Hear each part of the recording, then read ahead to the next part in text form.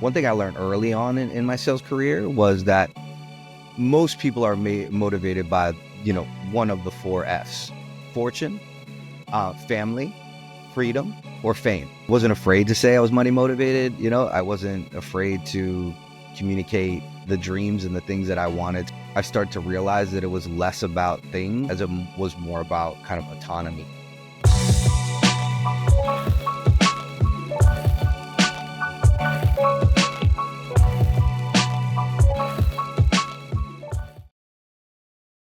Rich, welcome to What Makes You Tick. Thank you so much for joining me today.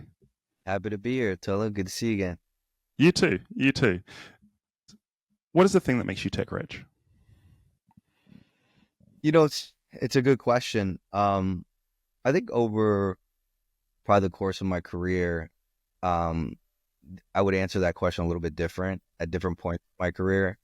I think one thing, when I was younger, I always thought it was money. I thought it was, I wasn't afraid to say I was money motivated. I wasn't afraid to communicate, the dreams and the things that I wanted to accomplish. And I think as I started to accomplish some of those, whether it was like materialistic things or, having the chance to travel or marry the woman of my dreams or, like all of those things, I think I started to realize that it was less about things and less about, financial gains as it was more about kind of autonomy and freedom. And, I think like one thing I learned early on in my sales career was that most people are motivated by, one of the four F's. You heard this before? No, never. So 4 F's is pretty simple. You're either motivated, or it could be a combination of these things, but mostly there's typically one thing that drives you. It's either fortune, right? Okay. Is what I thought it was for me in that case. Family, right? Freedom, or fame. One of those things, right? Okay. And so when you think about that from a business perspective, fame is you want recognition, right? You want to be appreciated. You want status. You want a title. You want people to know your name and know who you are. And so that was something. And I learned quickly that I work really hard so that one day people don't know who I am, right? I could kind of just disappear somewhere. And, I look at celebrities and I'm like, I don't want to sit down at lunch and everyone stop me, right? When we look at, a fortune, I realized that, making some money here and there, that it wasn't just all about that.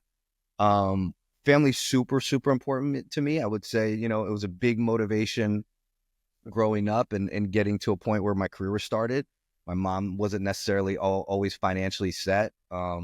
We came from kind of like a divorce and, in which my stepdad was really financially set. And then once she got divorced, she wasn't. So that was a big driver for me, being able to try to help take care of my mom. But she's kind of retired and remarried. And so she's set, right? So it's changed there from a family perspective. And, I think when I really, really think about it, it's just freedom. I'm motivated to have autonomy. I'm motivated to make decisions on, when I go out to eat, right? Like, I don't want to have to look at the prices on the menu, right? I want to order whatever I want. If I want to hop on a plane and go to Europe, I want to be able to hop on a plane and go to Europe, right? If I want to work for myself, I want to be able to work for myself. So I think in general, waking up every day and getting to a point where I have the autonomy to do what I want to do. And I think something that's really interesting about freedom is that often people think of freedom as you have to have your own thing, right? You have to have created your own company and run your own company, but you're in a company that you didn't found at the moment, right? So we talk to a lot of people like you, entrepreneurs, who are entrepreneurial but choose to work within a company. How does that freedom work with you in terms of, I work in somebody else's business, but I still have my freedom? What does that look like? Yeah, that's a really good question. And just so you know, I was from 24 to 34, basically. I ran my company. So I definitely know the feeling of, the independence. And don't get me wrong. I think a big part of me still itches to get to that point where I could, run my own thing again. But I also learned it's not less work, right? Like, it's not less responsibility, right? Yeah. It's definitely not less stress. But you're the last one to get fired. So that's the big Hmm. benefit, That's right? a big thing. Yeah, yeah. But I think like moving from one company to the next, one of the things that I started to score out was, especially when you're talking about go to market, which is what type of, philosophy do they have related to building sales team or generating revenue? And so if they have a philosophy that I can come into and the expectation is to optimize, right? And it's something that I believe in, and I think that the process is set up the right way, then I'd love to be in that position, right? Like, so I think the autonomy is doing what I do really well, which is developing, coaching, managing, you know what I mean? And building relationships and motivating teams and getting an outcome, right? But if the philosophy isn't there and they need me to help build it out, then I want the autonomy to be able to build it out. And so that Hmm. freedom of Hmm. being able to recruit, Hmm. incorporate sales frameworks, being able to test and invest in different marketing strategies. That's the type of autonomy that I think really, gets me, going and wakes me up every day and Hmm. excited. And Hmm. that's done in a W-2. That's done working for a CEO that, we just seem to be aligned and, he doesn't think he's the master of sales. So he lets me run and do my thing. And I think that's kind of the autonomy I'm looking for in the corporate world. Yeah. I think that the reason that I asked is that I think that people struggle to marry those two things together, right? That you can absolutely be like you guys call it in America W2, right? You can Mhm. absolutely be W2, but still build an environment and build a relationship with your leader where you still have that autonomy, you still have that freedom, and not in a way that, you're taking the mick and, you're not doing your job. Like you still have to absolutely deliver, but you can get that autonomy and that freedom even within that kind of environment too. Absolutely. Yeah. It was big for me. I've worked for enough leaders to know what type of leader that I want to work with. And, it's interesting. I do prefer, more hands off. Right. And, I was talking to my buddy, I think I introduced you to, Stephen. yeah, Steve. And Yeah, he, yeah. interesting enough, with all of his experience, he prefers a hands on leader. And Interesting. yeah, it's so crazy. But yeah, I mean, again, that's, the difference, right? I'm looking for full autonomy. He's not necessarily looking for it. He's looking for someone that wants to be involved and lets him, manage it in that way. Wow. Yeah. People are so different. People Yeah, are just so different. It's really yeah, are. it's Yes. amazing. And so you kind of alluded to this a little bit, but what is the problem that you as an individual solve? Yeah, I think depending on where your company is, right? And what in terms of their growth stage. So you have your go to market that's, a couple million or under 10 million. And then you have your companies that are, you know, you know, cracking the couple 100 million. It really depends on where you are. But I think for me, engineering success from a revenue perspective, from a new revenue perspective, is not it's not easy, right? Like you have to Mm, be a mm, creator, you have to be a mm, builder, you have to be someone that has done it before. And so I think for me, coming into a company or even having a conversation with a CEO and doing some short, calls to do some, discovery and determining really quickly where the roadblocks are, where the choke points are, and being able to help them identify that by reviewing the data, looking at what they are in terms of sales, looking at their pipeline and saying, okay, we need to scratch this. We need to incorporate a new framework. We need new people. We need to make sure that these people are coached up, the current reps or whatever it is. Or, hey, you guys are doing a lot right. Tweaks here in the conversion, right? Or tweaks here in the pitch deck, tweaks here in some of the philosophies regarding the sales approach. We can get our conversion up. Tweaks here in the handoff to the onboarding. We can shrink duration, right? And shrink time to revenue. So these are all things that the outcome ends up being, right?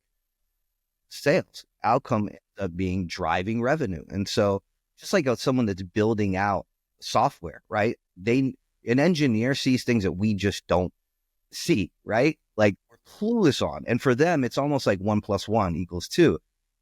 I really look at it the same way from a sales perspective. I can come in and really quickly say, oh, okay, this is the issue. And then the question is, are you really good at getting buy-in from everyone around you, right? Are you good at influencing people to want to row with you? And I think that's a combination of those two things that I do pretty well. Hmm. And how did you learn those things that make you you? So in terms of being able to spot what's going on really quickly and give a solution, but also that influence piece, because I think people often have one of those two, but not very often both, right? They can either see problems and know how to fix them or know how to influence. But where did you learn both of those things along your journey? Yeah, I think some people are just kind of born like leaders in a sense, right? Like I didn't know I was a leader, and then I started playing point guard, and I was like, okay, You have to, yeah. not only am I short, so this is the only position I can play, but I'm also good at running the plays and getting the team, you know what I mean, inspired and moving the ball. And I think like that was one thing that I learned early on, right? I was forced into the role because of my height, Yeah. and then my first sales job was door to door, and so I had to really learn to interact with people and get their guard down and read them pretty quickly and strategize the best way for them to give me 60 seconds to communicate. And then from there, being able to develop and coach and train people to do it, and then ultimately get them to come to work every day for a commission only job.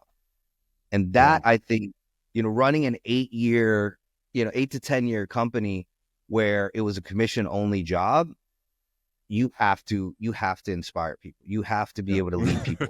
You have to be able to teach people and coach people and have be good at building relationships, because what do they have to risk to leave? Right? They're already not making any money, or they're already working commission only. So you have to be able to show that you can help them with that. What are some of the things that you learned from doing door to door that you still use now? Because I feel like door to door sales is a bit of a lost art. Like it's not something you hear a lot of people talking about. I think cold outbound is the new door to door, right? So what are some of the things that you learned from that time that you still use now? Yeah, I'd say more than anything, it's mentality, right? Like, there were 3 things that I think were fundamentals that I learned when I was going door to door. And those were things I also expected from my teams. And today when I'm recruiting, these are things that I really look for. And one of them is going to be like just a winning attitude, right? Like, in anything you do, that's going to be worth it in the end, right? There's challenges, and everybody knows that. You can read enough self-help books to know, right? Like, like you have to have a great attitude, but it's different just having a great attitude, but actually having a winning attitude, meaning you approach, right? You approach the day with, okay, I'm going to be successful today. And even if I'm not successful in the terms of, like, let's say I didn't get that contract today, or I didn't get, what I was trying to accomplish today, I have to focus on the mini wins along the way. So no matter what, I walk away from that day saying, you know what? I ended up getting 7 no's today, but I had a couple warm conversations, and those warm conversations are going to turn into the yes tomorrow. Right. Yeah, and so it's a different approach, right? Not just being positive to be positive. It's positive in the sense that I'm pulling something from every day. Right. Yeah. The second thing I would say, oh, sorry, go ahead. No, go on, and I'll come back to my question. Yeah. I would say the second thing that I learned was, you have to be a good student, right? Like I always say that, when I was a kid, going through high school, the front of the class, right, was like, I was always in the back. At the back, yeah. They got good grades, right? And they actually ended up, going on. And I say in sales, it's a little bit different, because if you are at the front of the class, you're developing and coaching and perfecting a craft that at the end of it, right, or not even the end of it, but, over the course of the time you get better at it, there's a real income attached to it, right? Like there's a reason that, salespeople make, successful salespeople can make amazing money, right? And I think, like, if you are a good student and you develop your craft and you're learning, and there's so much free game on LinkedIn now, it's incredible, right?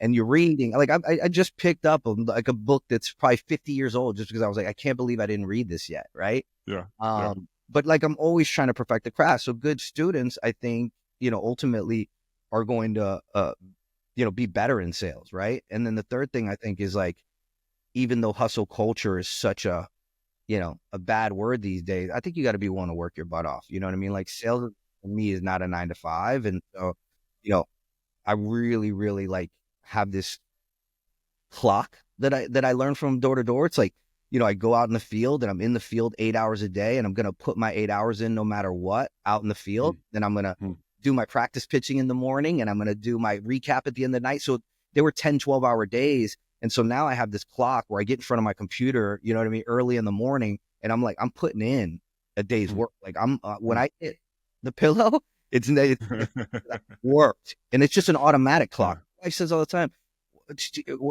"You're not allowed to take lunch. Aren't you the boss?" You know, Yeah. and it's just like, no, I can't take a lunch, but man, I got something I got to take at 12 and 1. You know what I mean? Even though I don't, I could just block my calendar, which I need to be better at that, to be honest.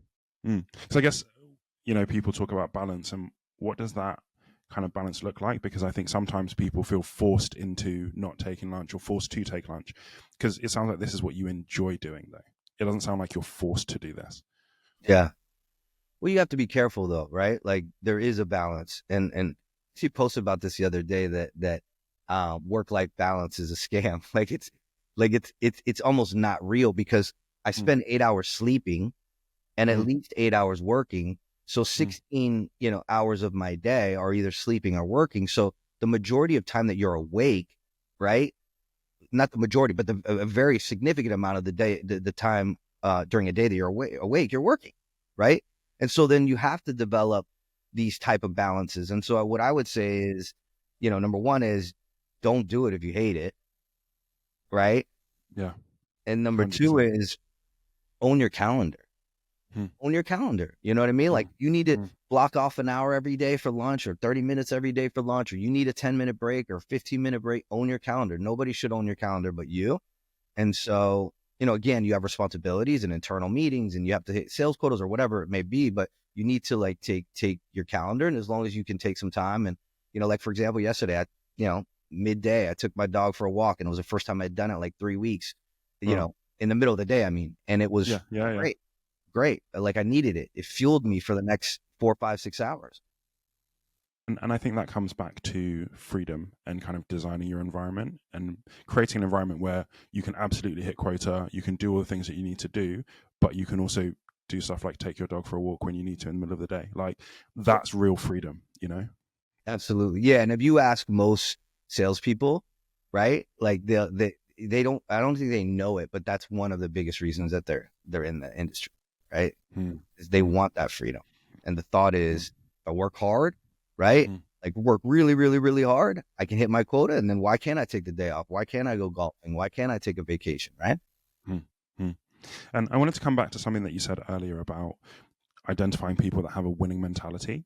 When you're going through the interview process, how does that show up? How do you identify people that have that winning mentality? Yeah, I think I try to get them to explore and tell stories in which they've won and lost. Right.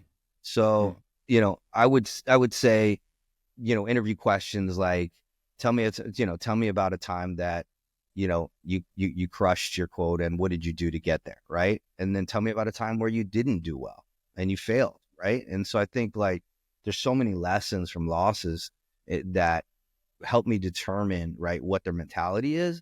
And then within that, I like to try to identify character. And so there are like key indicators of their character when they can communicate losses.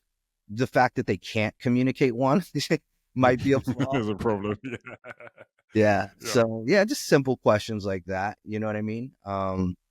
It's a lot of times too, if they've come from something that's competitive, right? Like, competitive sports, competitive theater or dancing or, anything, right? Where you have to like perform to win. Those are, good indicators. They're not necessarily end all be all. You don't have to play sports to be on my team. Right. But that helps. And then you can sometimes ask questions to see if someone's competitive. Right. And so I think that's really what I look for. I think to your question, and this isn't to trip you up at all. Yeah. Would you mind sharing one of your big losses and what you learned from it and how you've grown from that? Yeah. I mean, I've got a lot, So I think the biggest loss that I've had probably has happened over the past, 8 to 10 years. I think, because I came from a very entrepreneurial,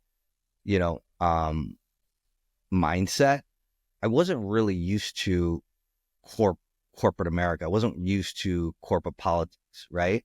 And so, I've been someone known to be openly transparent and maybe not always choicey with my words, right? Okay. And Okay. so I was working at a company, and I was, for the most part, happy. Like, I liked what I was doing. You know what I mean? I did have all that autonomy. The compensation wasn't great, which was, one thing, but I think I loved what I did every day. And in general, though, it became really hard to retain good talent. And the reason being is not only was I not making very much money, or as much money as I thought I should have been for the responsibilities. I was a head of sales at this time, and I had a team of 50 people. And Wow. what was happening is, and 5 sales managers under me. And so I'm having these one-on-one conversations, and the market is exploding at this point. And we know that we're way behind on compensation. Like, we know, right? Reps are coming to us saying, hey, I got an offer for this much. The commission structure wasn't where it needed to be. And so I had multiple conversations with our CEO or CRO. And long story short, we end up hitting this, like, what I considered success, because we kind of broke a record, right, in ARR that we brought in 1 month. And I said, if we do that and our business development team hits a number of 70 appointments in a month, I'm going to throw a pizza party. Like, I had a limited budget, right? So I'm like, we're at least going to be a pizza party. Yeah. So I go into the CRO's office and I'm like, hey, man, I need you to, approve this $260 for the pizza party. He's like, for what? And I said, what do you mean? We just broke an ARR record, and I promised the business development team if they could hit 70 contracts, right, we do a pizza party. And he's like, well, you missed the new revenue goal. And I'm like, I know, but, things are moving, right? We're hitting the ARR, things are happening, like, and it's a commitment. So anyways, long story short, he's like, he pushes back really hard on it. And I kind of had a Jerry Maguire moment where I basically told the CRO, I'm like, listen, these people can't even pay their rent. The CEO drives a Lamborghini. He just bought his girlfriend a Bentley. They're all parked outside. And you don't think these people, like, are impacted by this and affected by this? You can't even throw them a freaking pizza party. Yeah. And needless to say, I think I didn't handle it the right way. I learned a lot from the way that I handled it, because a couple weeks later, I was asked to move on from my position. And you know what? I don't feel like, I don't regret it, right? Like, I actually ended up taking a better role, making more money. And for me, I did it for the people, right? Like, it was really about my reps, and I think, and changes came right after I left too. Everybody got a comp raise, and not to say I was a hero or anything, but I learned that, that's not how you work in corporate structure. You know what I mean? Like, if you want buy-in, there's a way that you can create a compelling business case without walking into an office and, talking about the CEO. Yeah. Because I guess, how would you, if you were approaching that now, how would you have done it differently? What would you do instead? I would have waited till we did the market research to identify, like, what are, because you can do research on this site, right? Which would say, ultimately they said we would do the research. We just weren't doing it. I would have just paid for the pizza party on my own, right? And I probably would have, waited till we did the business, analysis and say, hey, here's my recommendation, created a whole business case for it, a nice little deck. And, I think, like, in the end, being reactive and just, again, it's a sports thing, right? Like, you could get it. Right. But it just doesn't work in corporate America. No, it doesn't, because you don't get a tech, you get fired instead. Yeah. So learning lesson for me, for sure. Yeah. Got it.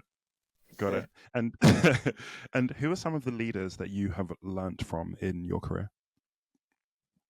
So there's one guy I consider a mentor named Julian. I always butcher his last name, Julian Ricfus. I know I'm saying it wrong.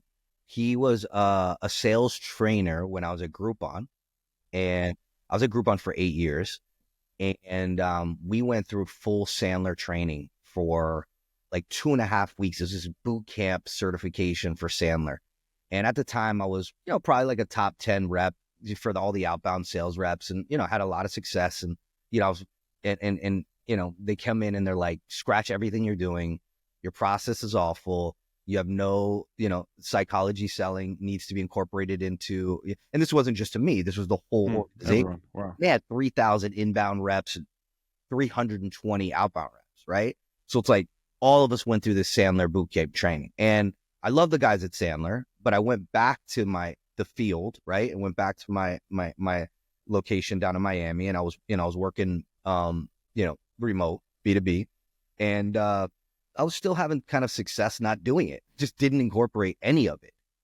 And I hit a really bad month. And, I got put on a PIP, and the sales trainer came into town, and Julian, and he was super cool because he started as a contractor. So he would always shoot me straight. He never was like Groupon Kool-Aid, He would always shoot me straight. And I respected that.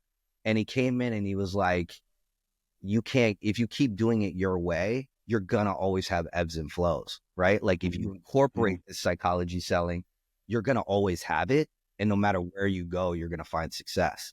And, I started to lean in and really lean in, from like the calls, right? The initial cold calls to how I was presenting. And I started to like nerd out about the psychology, right? Like became like a fan of psychology and how to incorporate it into selling, right?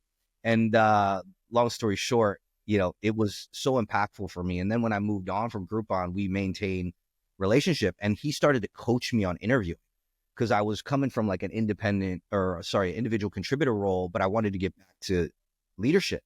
And I hadn't applied for leadership in corporate America. And he was like, this is what you got to do. And he started coaching me. So I started to land all these jobs, and we just, anytime I've ever needed anything, like he's there. And he's a guy that just gets it. He's old school in terms of like the sales mentality, but he gets it, and so I lean in on him a lot, even still today. I love that. That's amazing. Sales Fix is the name of his company, by the way. He actually does a Wednesday hump day email that he sends out free, right? Every Wednesday. And you can see like just his kind of mindset in that Wednesday email. It's incredible. We will put a link to that in the show notes for the show. So that would be great. Yeah, great. He's probably going to hear it, so you still butchered my last name, but at least I plugged him. Yeah, maybe we can get him on the podcast and he can say it properly. Yeah, he's great. What are some of so you mentioned about, the psychology of selling and how you started to put some of that into stuff like even from outbound.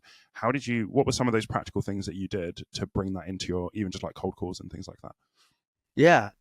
So the framework around like the way that Sandler teaches, outbound, which it's kind of funny when you bring it up today, people are like, it doesn't work. You know what I mean? It's old mentality, but I just think like the rules still apply. Right. And so, I think with Sandler, one of the things that they teach you is, the basics, like qualify for time. It's considerate to make a call and say, hey, Tolu, this is Rich over at Mason. Did I catch it at a bad time, or do you have a quick 60 seconds? Right. And so some basics like that. And, the outcomes typically are going to, they're very textbook. The outcome is, hey, I don't have the time. Right. And then which you can ask for the right time, or they're going to hang up on you. Right. Right. So like, I think like the idea of like just being respectful and still qualifying for time is something that I still do today. And, I recommend it for my team. And so like little things like that, but most importantly, I would say how you incorporate, the psychology into the presentation. Like, why do we set an agenda? Right. Little things like that. You know what I mean? Setting an agenda establishes control right from the beginning. Setting an agenda lets a prospect know their time commitment, right? Setting agenda lets them know what we're going to cover so that they don't feel like they're in a hostage in an hour meeting, not being able to cover the things that they want to, right? Yeah. And so there's just basic fundamentals that make the conversation so much easier and so much more consultative. I still teach and incorporate today. I think I would love to maybe do another session where you talk a little bit more about some of those things, because I think that you've been able to be consistently successful in quite big organizations. So yeah, I'd love to probably explore that a little bit more in another session. Yeah, I just did a post about that the other day, how like no matter where I've gone, they ask, like, what sales process do you use? And I would say, Well, I'm very familiar with Sandler. I'm very familiar with Spice and Medic, but I prefer to incorporate a framework. And so we talk about how to incorporate a framework and why it's important to incorporate framework versus process. And it's not to take anything away from sales process, right? That are out there. I think that they're important, but you know, in a day where things are moving fast and technology companies want results right away, and right, like you don't have time to change someone's psychology, right? You don't have time to, like ramp, so to speak, right? So when you come in and you incorporate frameworks, you sometimes can get results a lot faster. Hmm. And it's also a lot more of an agile. It's kind of like if you imagine, in basketball, there are some teams that run very specific plays and some teams that run systems, right? So systems work better because you might be in a situation where there's not an exact play for that, but because you know the principles of the system and the framework, you go, oh, okay, this is probably what I could do. These are my options. And it makes better basketball players, Yeah, exactly. Yeah, I think like sometimes we over process things, and your basketball analogy is such a good analogy because it's a little bit different than football in the sense that you have to like rely on the talent, right? Like sales really is a lot of, hey, let's incorporate some of this framework and then let me get out of the way and you do your thing. Yes. Right. And so I think like when you try to add too much structure, right, you start to almost not mute, but you start to like handicap your stars, right? Exactly. Stifling. Exactly. So I try to make sure that we're not doing that. So Rich, just as we close, we are going to do our closing tradition of our tick fire questions. Are you ready? I'm ready. Ready. So the first question is, if you could have your own podcast, who would be your first guest, dead or alive? First guest? Let's go with Julian. Okay. Yeah. I mean, just because he was my mentor for a little bit. Yeah, it still is. So yeah, let's go Julian. Okay. Love that. What are you most excited about over the next 12 months?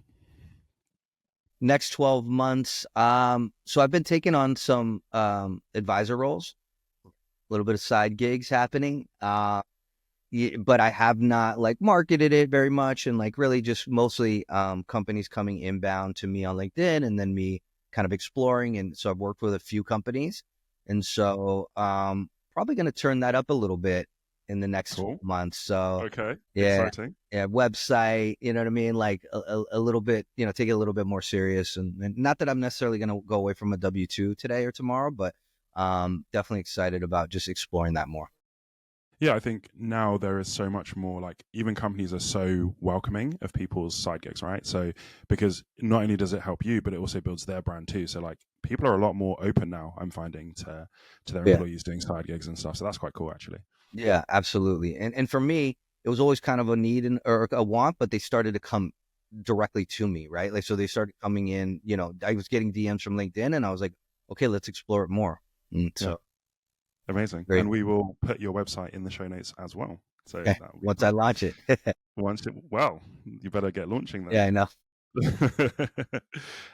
If you could talk to the 21-year-old version of Rich, what would you say to him?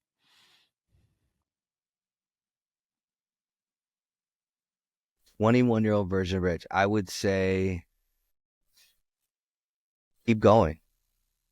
Like I think, there were times where I definitely wanted to quit doing what I was doing. And, at times it seemed like the outcome was very cloudy and I wasn't sure if I was going to accomplish what I wanted to accomplish in my life. And I think, although I have a lot of goals that I still want to accomplish, if at 21, I looked at who I am today, I think I would be proud of myself. You know what I mean? I would say, damn, you ended up living the life that I thought you were going to do, that I thought you were going to accomplish. And so I would say, yeah, just keep going. You're on the right track. Amazing. Rich, thank you so much for being on the podcast. I've really enjoyed our conversation. Tolu, appreciate you having me on. Thanks so much for joining us for the What Makes You Tick podcast. I hope you enjoyed listening as much as I enjoyed having the conversation. Yeah, there's so much value in hearing other people's career stories. And if you're someone focused on growing in your own career, check out our Growth Magnet newsletter on LinkedIn. We'll put a link in the show notes. and we will see you on the next episode.